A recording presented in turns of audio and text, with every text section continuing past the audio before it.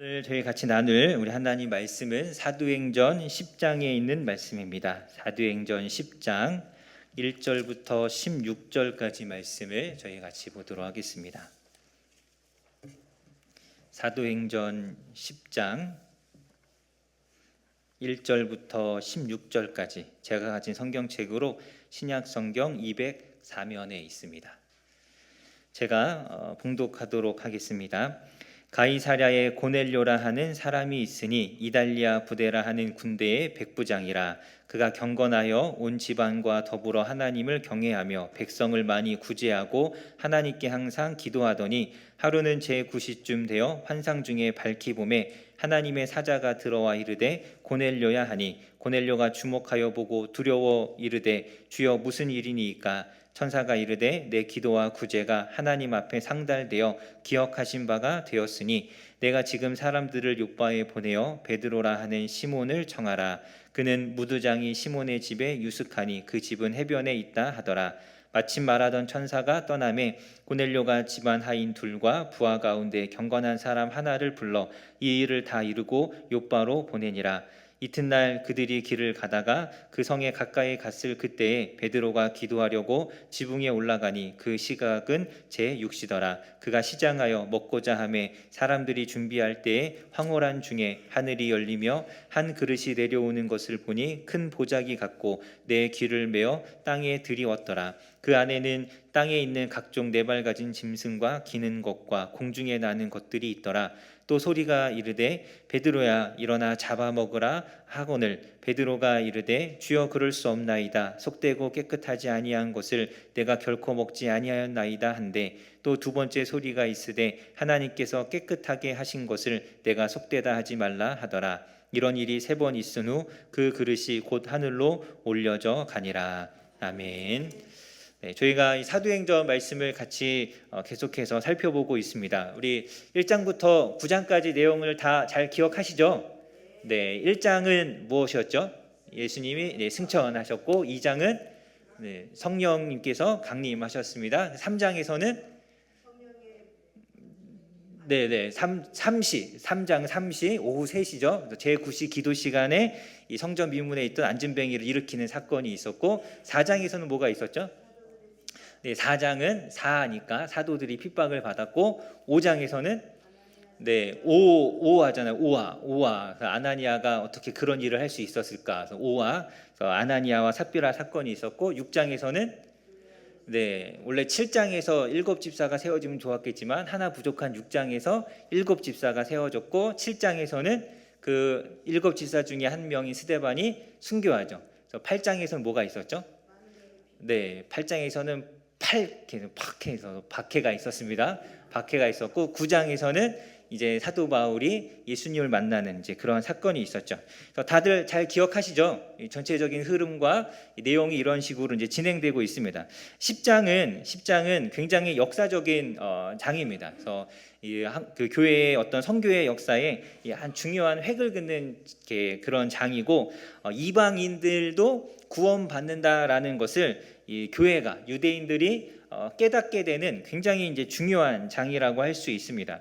우리 1장부터 살펴본 것처럼 하나님의 교회는 태어난 그 순간부터 교회가 세워지는 그 순간부터 교회는 계속해서 확장되어지고 또 하나님 나라도 같이 확장되어 갔습니다. 근데 교회가 확장되는 그 순간에 그냥 아무 일 없이 순탄하게 교회가 확장된 것이 아니라 여러 가지 어려움들이 있었죠. 그래서 외적인 핍박이 있었고 내적인 어떤 어려움들이 있었습니다. 그래서 사도들이 핍박을 받기도 하고 채찍에 맞기도 하고 예루살렘 교회에 큰 박해가 일어나서 사람들이 흩어지기도 했습니다. 내적으로는 아나니아와 삽비라 같이 죄가 사람들의 욕심을 틈타서 교회를 더럽히려고 했던 사건도 있었고 또 이 교회 안에 어떤 구조적인 문제, 구제의 문제로 인하여서 불평과 불만이 쏟아지고 파가 나뉘어지는 이 분열의 문제도 있었습니다. 이런 어려움들이 있었지만 그럴 때마다 교회는 그 어려움들을 굉장히 담담하게 잘 헤쳐 나아갔습니다. 오히려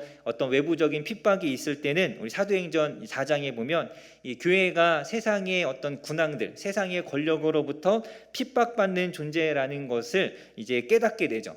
시편 2편에 있는 말씀을 인용하면서 세상은 하나님의 나라를 핍박한다라는 것을 깨닫게 되고 이들은 이 핍박을 더 이상 두려워하지 않게 되었습니다. 또 여러 가지 박해가 있었을 때는 교회가 흩어졌지만 그렇지만 오히려 흩어짐으로 인해서 더 많은 곳에 복음을 전하는 기회가 되었습니다. 내부적인 어떤 어려움들, 분열의 문제, 또 죄의 문제가 있을 때는 오히려 교회가 이 정결함의 중요성을 깨달아가고 직분자를 세우는 일꾼을 세우는 것이 중요하다라는 것을 깨닫는 기회들이 되었습니다. 그래서 외부적인 핍박이든 내적인 어려움이든 사탄은 계속 교회를 공격했지만 그런 공격을 통해서 오히려 교회는 더 단단해지고 더 튼튼해지고 더 확장되어 갔죠.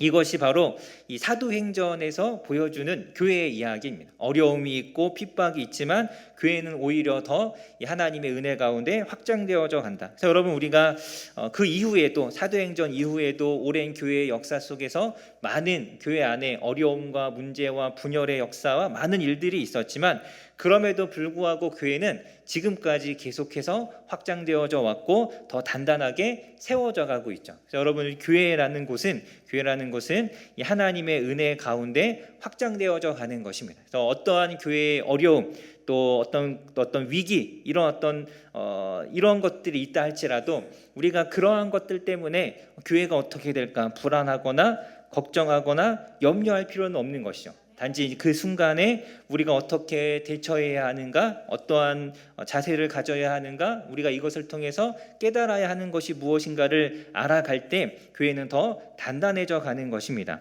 하나님 눈에 어떤 이런 외부적인 핍박이나 내적인 어떤 분열의 문제, 이 사단의 공격은 사실 교회의 큰 어려움이 아니었습니다. 하나님 눈에 그것은 아무것도 아니죠. 하나님이 지키고 계시기 때문에. 그런데 하나님 보시기에 이 초대교회가 가지고 있는 한 가지 큰 문제가 있었습니다. 그것이 무엇이냐면 복음을 이방인에게 전하지 않는 것입니다.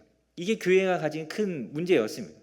여러 가지 핍박과 고난과 내부적인 문제 속에서도 교회가 확장되어져 갔지만 정작 중요한 것, 예수님께서 땅끝까지 이르러 내 증인이 되라라고 말씀하셨는데 이 유대인들이, 이 그리스도인들이 저 이방인들에게 복음을 전하지 않는 것, 그것이 하나님 앞에는 가장 큰 문제인 것이죠. 그래서 오늘 이 10장에 이 고넬료의 사건을 통해서 이방인들에게도 복음을 전해야 한다라는 것을 하나님께서는 깨닫게 하십니다.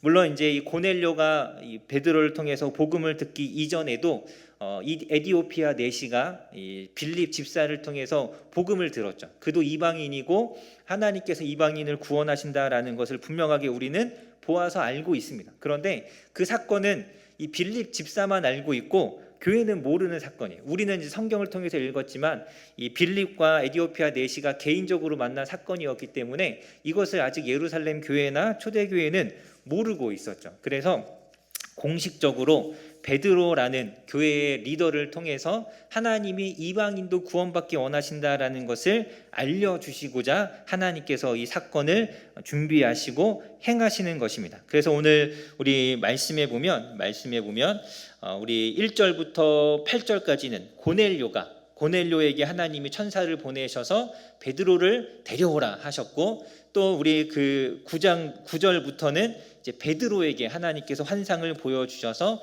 고넬료라는 사람을 만나도록 하나님께서 일하시는 것이죠. 일하십니다. 사실 이 백부장이었던 고넬료는 유대인들의 입장에서는 정말 원수 같은 사람이잖아요. 원수. 이 유대인들은 로마의 정복당해서 그들의 억압과 압제, 어떤 착취를 당하고 있었던 사람이기 때문에 자신들을 정복한 이 정복자, 그 로마의 군대의 백부장이라는 존재는 유대인들에게는 사실 그렇게 반가운 사람은 아닙니다. 단순한 이방인을 넘어서 자기들에게는 원수와 같은 그러한 존재이죠. 그런데 하나님은 이 이방인들이 구원받기 원하신다라는 것을 알려주실 때 다른 그 누구도 아닌 바로 이 로마 군대의 백부장이었던 고넬료라는 사람, 유대인들이 받아들이기 힘든 그 사람을 통해서 하나님은 역사하십니다. 여러분, 로마 군대의 백부장, 유대인들이 원수처럼 여기는 저 사람을 유대 교회가 예루살렘 교회가 받아들일 수 있다면 다른 이방인들을 받아들이는 것은 어렵지 않겠죠. 로마 백부장이었던 고넬료도 받아들였는데 다른 이방인들 받아들이는 게 어렵겠습니까? 그래서 가장 어려운 존재, 가장 이스라엘이 받아들이기 어려운 그런 인물을 하나님께서는 택하십니다. 그래서 우리 1절에 보면 1절과 2절에 이 고넬료를 소개하는데 그는 가이사랴에서 머물고 있었고 이달랴라 하는 부대의 군대의 백부장이었습니다. 가이사랴는 당시 로마 총독부가 있었던 곳이죠. 그래서 그 총독부에서 근무하는 군인이었고 이달리아 부대의 백부장이었는데 이달리아 부대는 이제 이탈리아 부대라는 뜻입니다. 로마 부대에는 여러 종류의 이제 부대가 있었는데 아마 이름의 뜻으로 보아서 이탈리아 사람들, 그러니까 로마 사람들로만 구성된 그런 어떤 부대였던 것 같아요. 그 부대의 백부장이라고 합니다. 어떤 그 당시 이제 자료마다 조금 차이는 있긴 한데 어떤 사람들은 로마 한 군단이 1000명으로 되어졌다라고 하기도 하고 어떤 사람은 600명 단위로 이제 구성되어 있다 이야기하기도 합니다. 1000명이든 600명이든 이 백부장이었던 고넬료는 적어도 한 부대에 10손가락 안에는 들어가는 굉장히 높은 지위에 있는 사람이라는 것을 우리가 알 수 있죠. 그래서 어떻게 보면 이 유대인들에게는 자기들을 억압하는 장본인이 바로 이 고넬료입니다. 그런데 고넬료는 이런 신분을 가지고 있었지만 또 2절에 보면 그는 굉장히 경건한 사람이었습니다. 이방인들을 향해서 경건하다라고 표현할 때 이 사람들은 유대교로 입교한 사람은 아니지만 하나님의 율법을 지키기 위해서 매우 열심히 노력하는 사람이라는 뜻입니다. 그래서 할례를 받으면 유대교에 입교가 되는 겁니다. 그래서 유대인이 되는 것이 할례를 받으면. 근데 경건한 사람이라는 것은 할례를 받지는 않았지만 유대인들과 똑같은 믿음을 가지고 하나님을 섬기는 그러한 사람이라는 뜻이죠. 그래서 이 고넬료는 유대교로 입교한 것은 아니지만 하나님을 열심히 섬기는 사람이었습니다. 그래서 말씀과 율법에 열심을 가진 사람이었고 그래서 우리 2절에 보면 그는 구제하는 일에 힘썼죠. 많은 사람들을 구제했고 심지어 3절에 보면 기도 시간을 지켜서 기도하고 있습니다. 우리 제9시쯤 되어서라고 되어 있는데 제9시 기도 시간, 공적인 기도 시간인데 이 시간을 고넬료도 지켜서 기도하고 있습니다. 3장에 나왔던 오후 3시가 바로 제9시이잖아요. 그래서 유대인들과 똑같은 시간에 기도하는 사람이었습니다.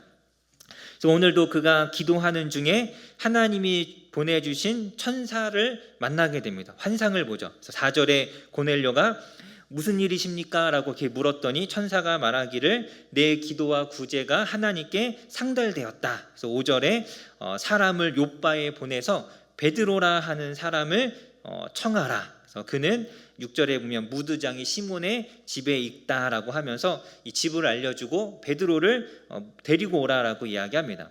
그래서 7절에 보면 천사가 떠나자마자 고넬료는 하인 둘과 그리고 부하 중에 경건한 사람, 이 백부장이 얼마나 신앙이 좋았는지 자기 부하들 중에도 하나님을 믿는 사람이 있었습니다. 그 사람을 불러서 욥바로 보냈고 9절에 이제 이 베드로가 이제 그 기도하고 환상을 보는 중에 이 사람들을 만나게 됩니다. 그래서 9절에 보면 베드로도 6시 기도 시간에 기도하고 있었습니다. 6시는 지금으로 치면 이제 12시 정오이죠. 낮 12시 정오를 뜻하는데 사실 이 시간은 정해져 있는 규칙적인 기도 시간은 아닙니다. 그러니까 유대인들은 아침 9시, 오후 3시를 기도 시간으로 지켰는데 낮 정오 12시는 기도 시간은 아니지만 그럼에도 불구하고 베드로는 기도하고 있었죠. 그래서 기도하고 있던 중에 우리 11절, 12절에 보면 환상을 하나 보게 됩니다. 보자기에 쌓인 그릇이 내려왔는데 거기에 여러 짐승들이 있었고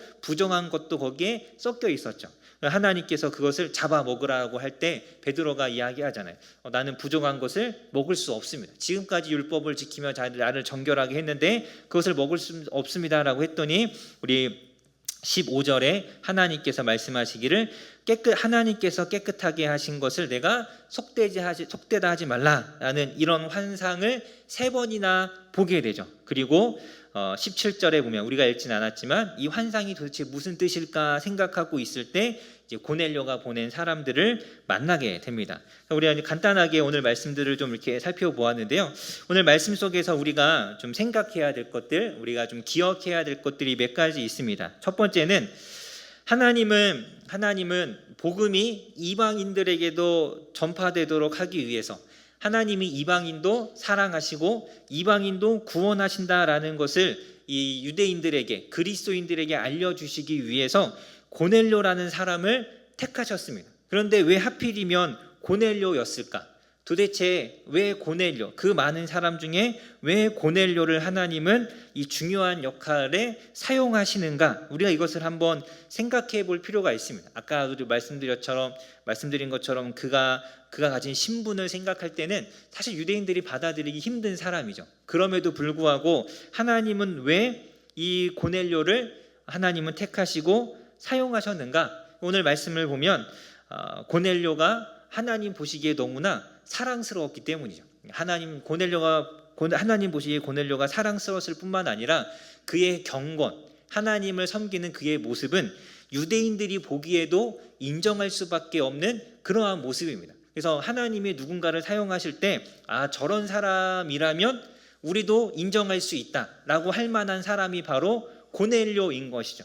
정말 이렇게 적당한 표현이 잘 생각이 나진 않지만 우리 속된 말로 개차반 같은 사람, 그런 사람을 하나님 다 가져다가 사용하시면서 나는 이 사람들도 사랑하니까 이방인에게 복음을 전해, 그러면 유대인들이 왜 하나님은 저런 사람을 사랑하실까라고 생각할 수 있지만 고넬료는 그런 사람이 아닙니다. 누가 봐도 이 정도 되면 하나님이 이 사람을 사랑하시는 건 너무나 당연하구나 라고 생각할 만한 사람이 바로 고넬료입니다. 고넬료. 그래서 오늘 2절에 우리가 10장 2절에 본 것처럼 그의 경건, 그리고 심지어 자기의 가족들도 하나님을 섬기도록 만들었고, 그리고 구제도 많이 하고, 그리고 항상 기도했다라고 하죠. 그러니까 경건 생활, 그리고 어떤 그의 삶의 어떤 도덕적이고 윤리적인 실천의 삶, 이 모든 것들이 거의 완벽한 사람이 바로 고넬료였습니다. 여러분, 우리 이제 종종 이제 그런 분들이 있긴 하지만 이제 목사님들 중에 설교하시면서 막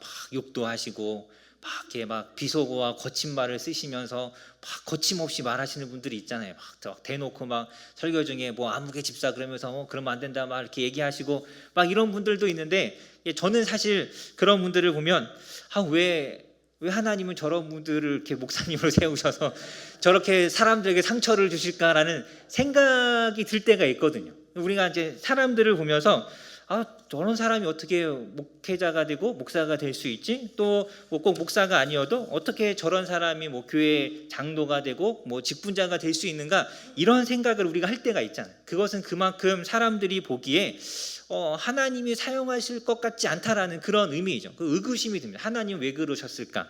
하나님이 중요한 일을 하는데 그러한 사람을 사용하실 수가 없습니다. 그래서 고넬료와 같이 누가 봐도 인정할 만한 사람을 하나님께서는 사용하십니다. 그가 경건하고 기도에 힘쓰고 구제에 힘쓰는 사람이었기 때문에 하나님은 그를 사랑하셨고 택하시고 사용하시는 것입니다.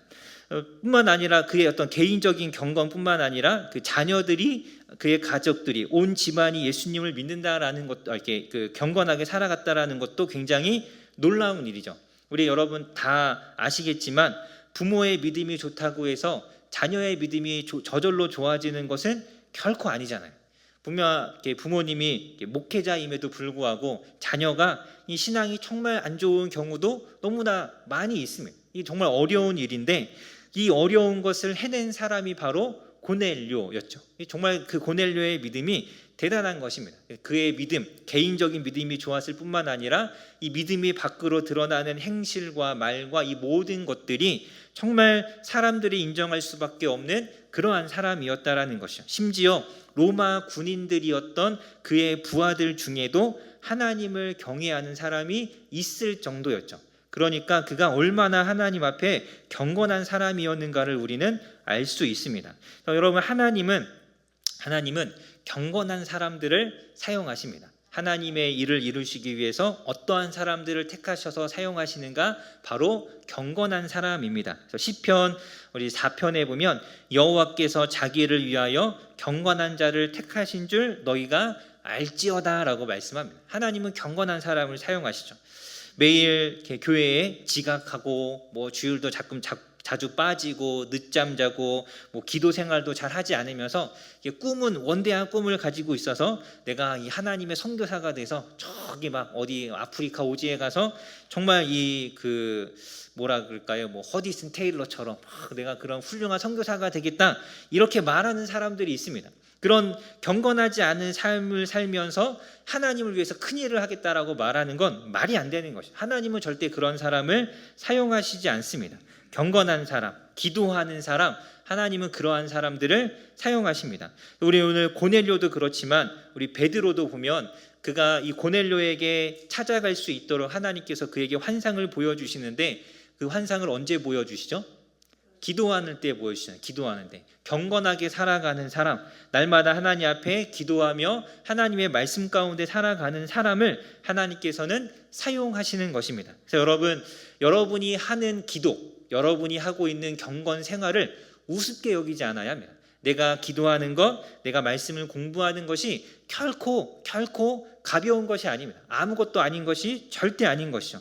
그 기도가 쌓여가고 그 말씀을 공부하는 것들이 쌓여가서 그것이 내 믿음이 되고 내가 하나님의 쓰심에 합당한 사람들로 나를 준비하는 것입니다. 우리가 기도할 때, 우리가 말씀을 공부할 때 깨달음을 주시고 하나님의 뜻을 알려주시고 하나님의 비전을 보여주시면서 하나님 나라를 위해서 일할 수 있도록 우리를 준비하시고 세워가시는 것입니다. 자, 여러분, 우리가 기도하는 것, 경건하게 살아가기 위해서 기도 생활하고 예배 드리고 또 말씀을 공부하는 것은 결코 헛되지 않을 뿐만 아니라 가볍게 여기지도 않아야 합니다. 너무나 중요한 것이죠. 그래서 우리 계속 이렇게 말씀드리지만 예배도, 주일날 예배도 지각하지 말고 우리가 쫙 나와서 찬양하면서 예배 준비하고, 주일 예배뿐만 아니라 수요 예배, 금요 예배도 우리가 할 수 있다면, 시간이 있다면 당연히 와서 예배를 드리면서 하나님 앞에 우리 자신을 경건하도록 세워가야 합니다. 하나님은 그러한 사람들을 통해서 일하시죠. 또 무엇보다 우리 고넬료가 구제에 힘쓰는 사람이었다라는 것을 좀 기억할 필요가 있습니다. 구제에 힘썼다라는 것은 단지 내 것을 잘 베푸는 이것을 뜻하는 것이 아니라 이 고넬료의 관심이 다른 사람, 내가 아닌 나의 이 관심이 다른 사람을 향해 있었다라는 그러한 의미입니다. 기도하면서 내 신앙을 챙기고 내가 열심히 경건 생활하면서 내가 하나님 앞에 어떻게 서 있느냐, 나만 바라보는 사람이 아니라 다른 사람은 어떻게 살아가는가를 살필 줄 아는 그런 하나님의 마음을 가졌다라는 것이죠. 이 옆에 있는 사람이 신앙생활을 잘하고 있는지, 기도는 어떻게 하는지, 하나님에 대한 구원에 대한 확신은 있는지, 이러한 것에 관심을 기울이고 다른 사람, 믿지 않는 사람을 볼 때는 저 사람은 어떻게 하면 예수님을 믿게 할 수 있을까, 이러한 어떤 다른 사람에 대한 관심이 있어서 그들의 필요를 살피게 된 것이고 그들의 필요를 채워주는 구제의 사역을 하게 되는 것이죠. 그래서 여러분, 경건한 사람은 기도 생활과 말씀 생활을 잘할 뿐만 아니라 다른 사람들을 살필 줄 아는 사람입니다. 내 주위에 있는 사람이 어떻게 살아가는지, 내가 어떻게 저들의 필요를 채워줄 수 있는지, 육적인 필요뿐만 아니라 영적인 필요를 어떻게 도와줄 수 있는가, 그것을 살필 줄 아는 사람이 바로 고넬료인 것이죠. 그런 사람을 하나님께서는 사용하십니다. 그래서 경건이, 개인적인 경건과 기도가 하나님에 대한 사랑을 뜻한다면 구제는 이웃을 사랑하는 것이죠. 하나님 사랑과 이웃 사랑이 너무나도 확실하고 분명한 사람이 바로 이 고넬료였습니다. 고넬료. 여러분, 하나님은 지금도 이 시대에도 하나님 나라를 위해서 일할 사람들을 찾고 계시죠. 경건한 사람, 다른 사람을 돌볼 줄 아는 사람. 여러분, 우리 자신을 잘 다스려서 경건한 모습으로 또 다른 사람을 돌보고 섬기는 모습으로 하나님의 쓰심에 합당한 사람들이 되시기를 간절히 소망합니다. 우리 교회 이제 세운 세 가지 비전 중에 마지막 세 번째가 무엇이죠? 일꾼을 세우는 교회잖아요. 하나님이 사용하실 만한 일꾼, 하나님께서 이 땅을 새롭게 하시고 하나님의 역사를 이루어 가실 때 누구를 사용하실까, 이렇게 살폈을 때 우리 원일교회 여기 계신 모든 분들이 하나님의 이 쓰심이 합당한 일꾼으로 세워지시기를 간절히 소망합니다. 또 오늘 말씀을 통해서 우리가 또 기억해야 할 것이 있는데, 이 잘못된 전통을 넘어서는 것이 이 하나님의 일을 함에 있어서 굉장히 중요한 역할을 합니다. 우리 이 사도행전 10장에 이르기까지 많은 그리스도인들이 열심히 복음을 전했지만 아까도 우리 말씀드린 것처럼 이방인들에게는 복음을 전하지 않았습니다. 왜 그랬냐면 유대인들의 생각에 이방인은 절대로 구원받을 수 없는 사람들이었기 때문이죠. 그들은 하나님께서 이 지옥의 땔감으로 사용하시기 위해서 만든 존재다라고 유대인들은 그렇게 생각하고 있었습니다. 그렇기 때문에 당연히 이방인들에게는 복음을 전할 생각을 하지 않았습니다. 그러니까 그들의 잘못된 전통과 잘못된 이 생각과 사상이 이 그리스도인들로 하여금 복음을 더 너무 이방인들에게 전하는 것을 방해하고 있었던 것이죠. 가로막고 있었던 것입니다. 여러분, 때로는 이 잘못된 전통 또 잘못된 신학이 이 하나님 나라의 확장, 우리의 신앙의 성장을 방해하는 경우들이 있습니다. 이게 이제 초대교회 때만 있었던 것이 아니라 우리 교회의 역사 속에서도 이러한 일들이 종종 있었던 것이죠.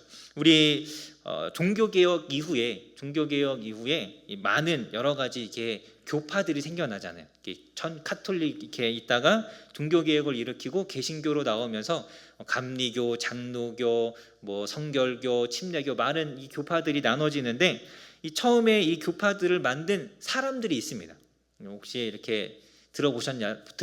이렇게 다 아시겠지만 칼빈이라든지 루터라든지 종교개혁을 일으킨 사람들이 있죠. 그 이후에 시간이 좀 지나고 나서 여러 어떤 부흥운동 속에서 요한 웨슬레라든지 이런 유명한 사람들이 있으면서 여러 가지 이제 교단을 만들었습니다. 교파들을 만들었죠.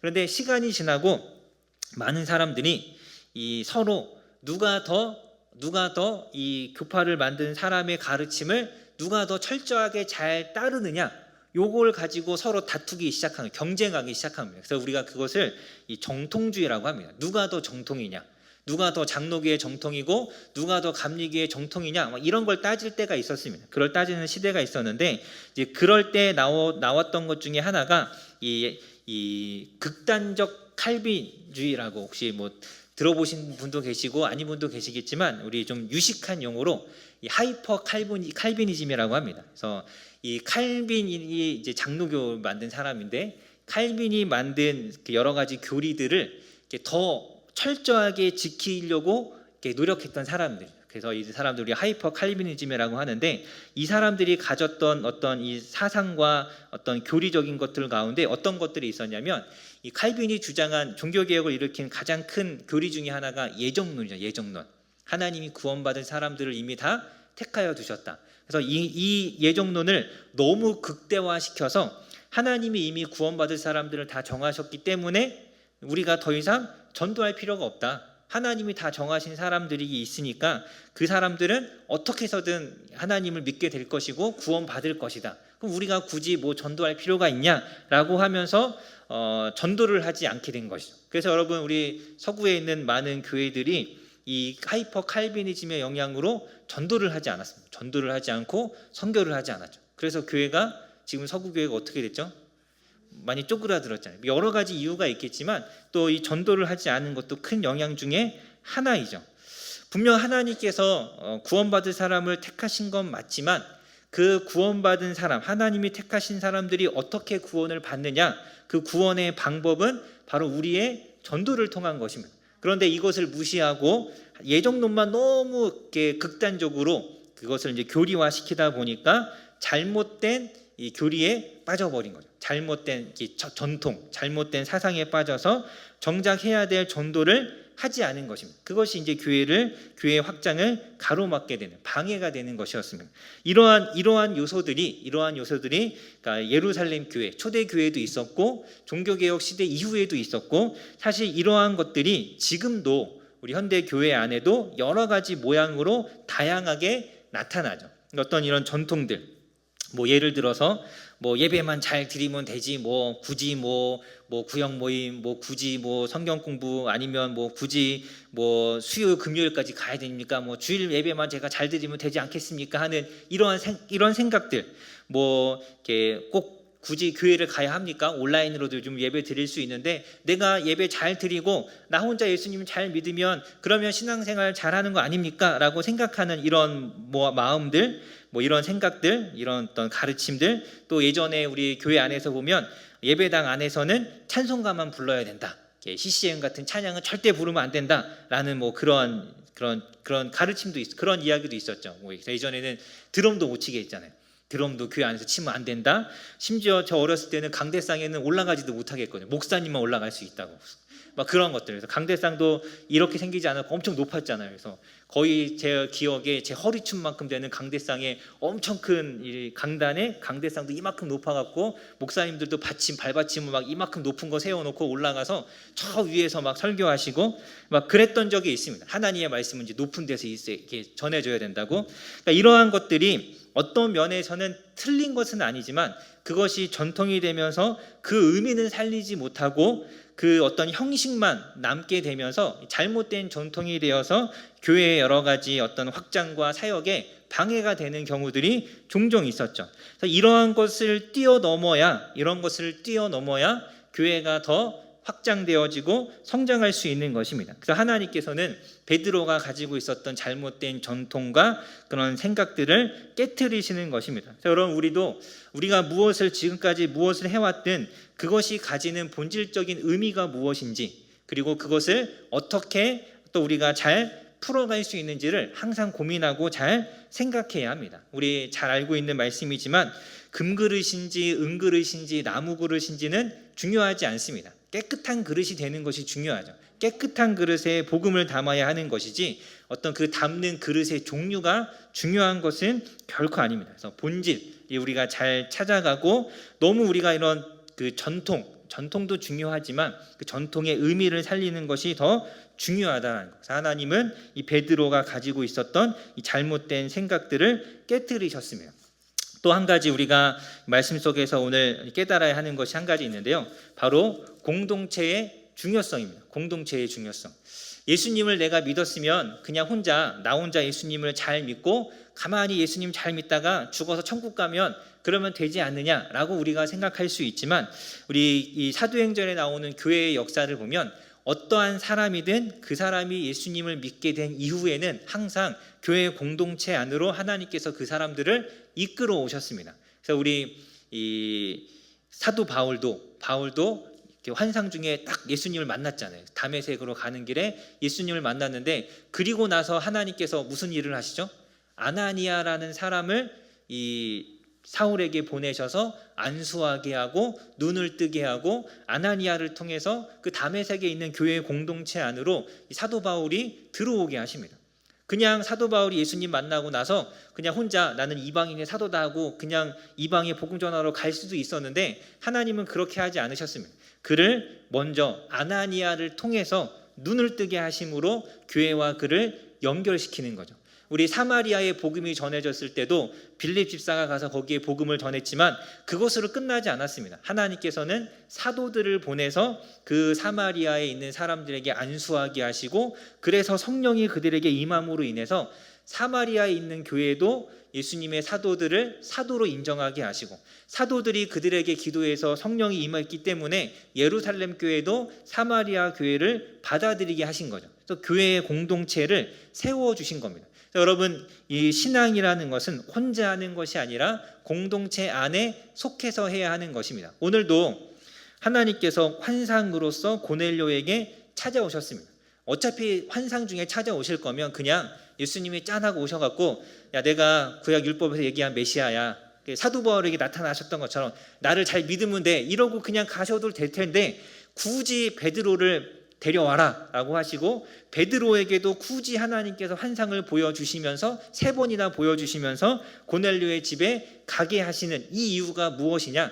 바로 이 고넬료도 교회 공동체 안으로 들어올 수 있도록, 베드로를 통해서 교회 공동체가 이 고넬료라는 사람을 받아들이도록 하기 위해서 하나님께서 이렇게 역사하시는 것입니다.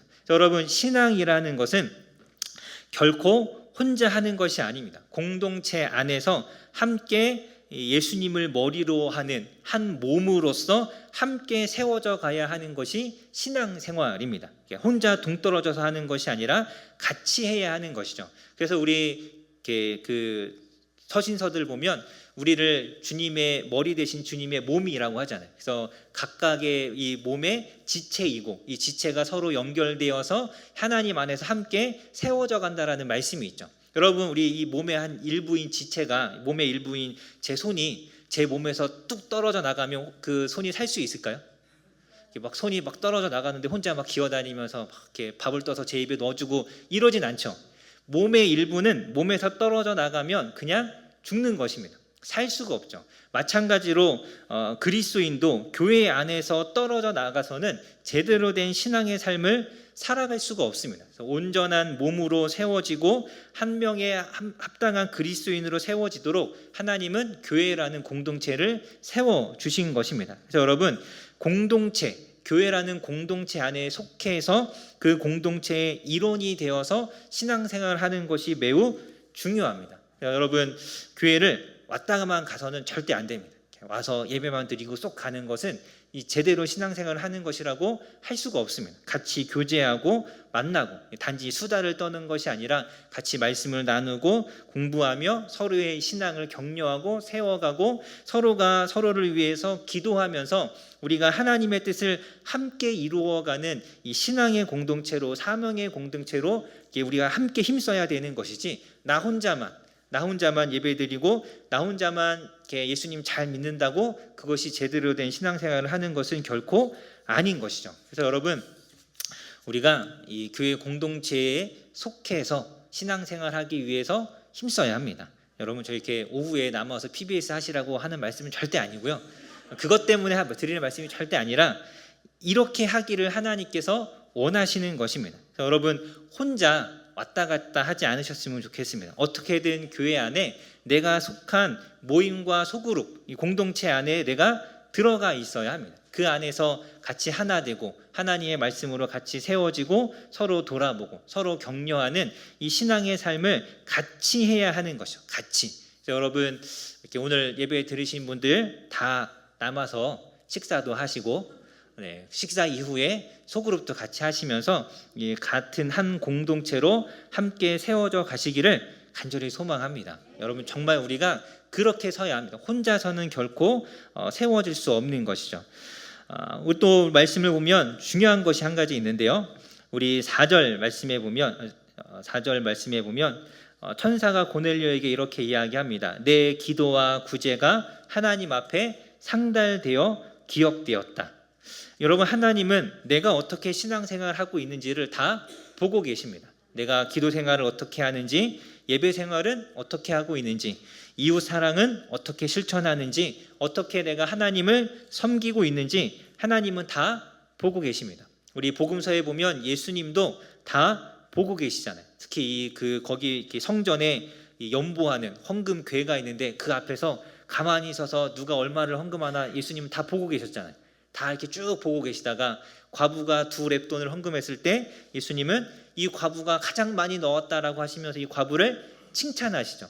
하나님도 예수님도 우리의 신앙생활을 다 보고 계십니다. 내가 어떻게 하는지, 내가 어떻게 하나님을 섬기는지, 잘하고 있는지 잘 못하고 있는지 다 알고 계시고 살피고 계시는 분이 다 보시는 분이 하나님이십니다. 그래서 여러분, 내가 신앙생활하는 것이 하나도 결코 헛되지 않습니다. 내가 기도한 것, 하나님 말씀을 공부하고 또 예배 드리는 것, 내가 다른 사람을 돌보고 섬기는 것, 직분자가 되어서 일하는 것, 아무도 알아주지 않지만 혼자 조용히 교회 와서 청소하는 것, 그것이 무엇이든 결코 그 어느 것도 헛되지 않고 하나님은 다 보고 계시죠. 다 보고 계십니다. 사람들은 모르기 때문에 알아주지 않을 수 있지만 하나님은 다 보고 계시고 반드시 거기에 대해서 갚으시는 분입니다. 그래서 고넬료에게 천사를 보내신 거죠. 그의 기도와 그의 구제와 그의 신앙에 하나님께서는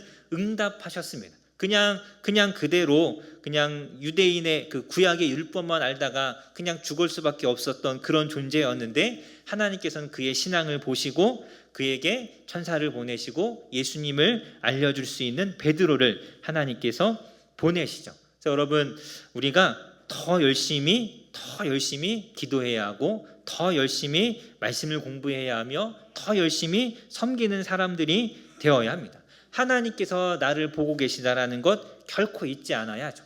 내가 오늘 교회를 갈까 말까 고민하다가 그냥 가자 하고 왔던 것조차도 하나님은 알고 계시죠. 그래서 그렇게라도 해서 교회에 온 것을 하나님은 기뻐하실 것입니다. 고민하다가 안 오는 것보다 훨씬 낫잖아요. 하나님은 우리의 그 마음조차 다 알고 계시고 우리가 어떠한 마음으로 하나님을 섬기는지조차도 다 알고 계시는 분이죠. 그래서 여러분 할 수만 있다면 자원하는 마음으로 사모하는 마음으로 우리 하나님을 섬겨야죠. 그렇게 할 때 하나님께서 우리의 그 섬김, 우리의 예배, 우리의 신앙 가운데 귀한 것으로 채우시고 갚아 주십니다. 여러분 하나님 앞에 사모하는 마음으로 나아가시기를 간절히 소망합니다. 그리고 우리 마지막으로 정말 중요한 것인데요. 하나님은 복음이 전파되기를 너무나 원하십니다. 오늘 하나님은 정말 오늘 이렇게 말씀해 보면 가장 열심히 일하시는 분이 누구냐? 바로 하나님이십니다. 고넬료에게 천사 보내시고 베드로에게는 환상도 보여주시잖아요. 그래서 우리가 읽지 않았지만 다음 주에 보겠지만 베드로가 환상을 본 다음에는 성령님께서 그에게 말씀하시기도 합니다. 그 사람들을 따라가라. 여러분 정말 하나님께서 너무나 열심히 일하고 계십니다. 왜 이렇게 열심히 일하시는가? 이방인들에게도 복음을 전하기 위해서, 그 이방인 한 영혼을 구원하시기 위해서 하나님은 지금도 이렇게 열심히 일하시는 분이십니다. 쉬지 않고 일하시죠.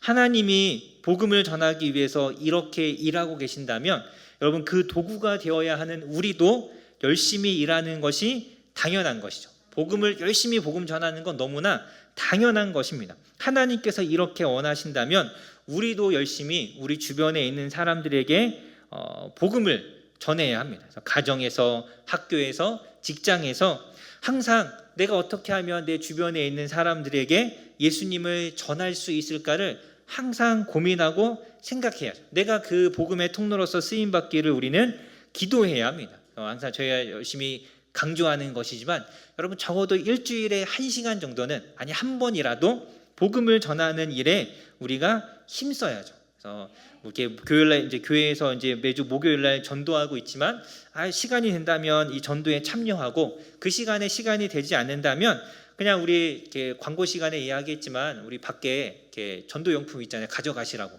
그거라도 가지고 가서 옆집에 그거 하나 꼽는 거, 그거 별거 아닌 것 같지만 그거 하나를 통해서도 하나님은 역사하실 수 있습니다. 우리가 어떻게든 이 하나님께서 이렇게 일하시는데 우리가 무관심하지 않도록 이 전도하는 것에 힘써야죠. 일주일을 살아가면서 내 주변에 있는 사람들 중에 예수님을 믿지 않는 사람이 있다면 적어도 복음을 전하기 위해서 한 사람을 한 번 정도는 만나야겠죠.